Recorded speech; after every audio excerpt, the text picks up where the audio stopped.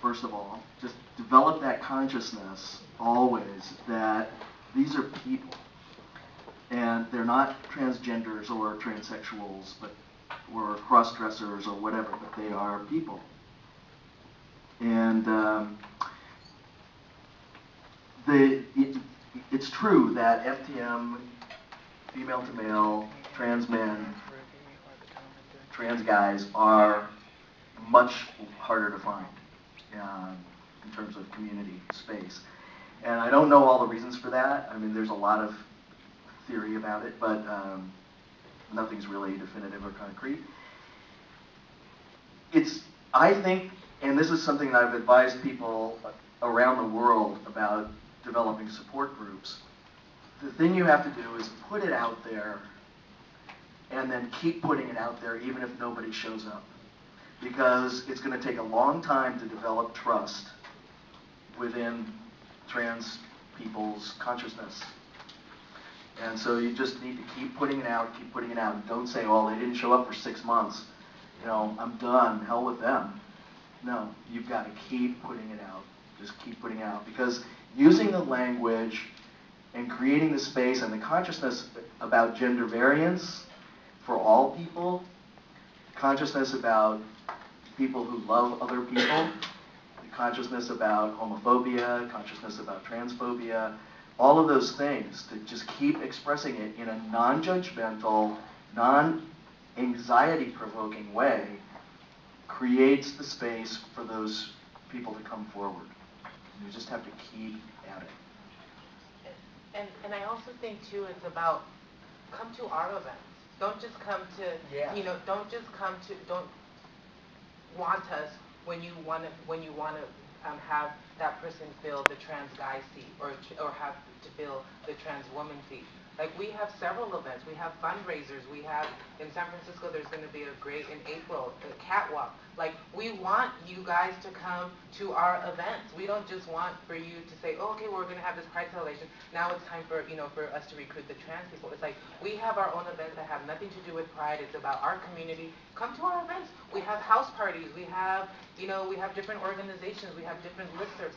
Like join those, blog about our community, so that way we know that it's not just about, oh, well, she's going to fill this seat or he's going to fill this seat this time. Like, we want you to be a part of our events.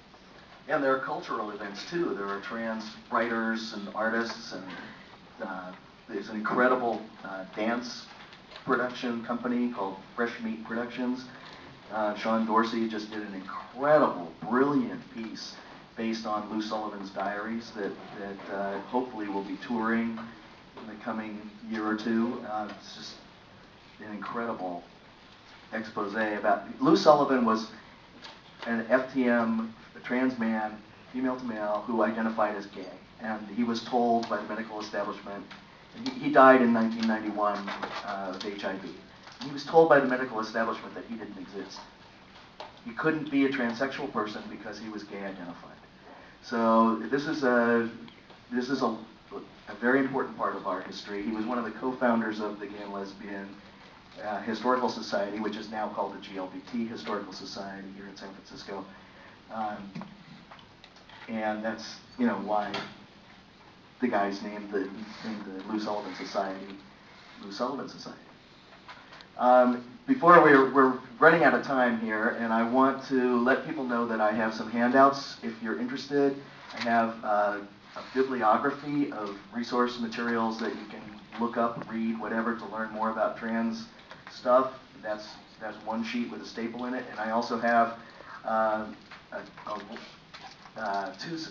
one sheet that's two-sided that has affirming gender identity in the workplace on one side of it, and a bathroom conversation on the other side. And I think those are very short pieces that will help you understand a little bit more about some of the issues that trans people face.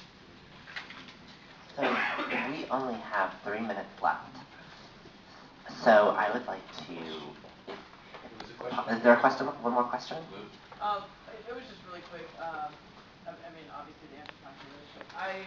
I live on the border to the Navajo Nation, and so we have a very large Two-Spirit community, mostly within the Navajo, Hopi, and Apache communities. but I'm a very fierce advocate for them, and we work very closely with them with my organization. However, within the LGBT community, within this larger community, I found a lot of resistance towards the trans community. I've heard, and it's mostly, I work on a college campus, so it's mostly a lot of ignorance as far as, gay people, kids just coming out of the closet or just trying to find themselves, and then dealing with, the introduction of the transgender community. And I hear a lot like, it's not fair, they shouldn't be a part of our community. So going back to kind of that safe space, like I try really hard to maintain a safe space for anyone who comes into my office. But at the same time, I can't have people in my general counsel saying things like, trans people shouldn't be part of the LGBT community because, they're not gay. I mean, and that coming from people within our community, so I'm sure that you all deal with that on a regular basis. How do you deal with that in order to maintain a safe space, especially in something like a college community? I insist that it's that space. If they don't want to participate that way, then, that's fine. It's unfortunate. I would like everybody to participate, but I can't just think about one person. I can't just think about myself. I have to think about the group as a whole, and everybody needs to be able to seek what they need.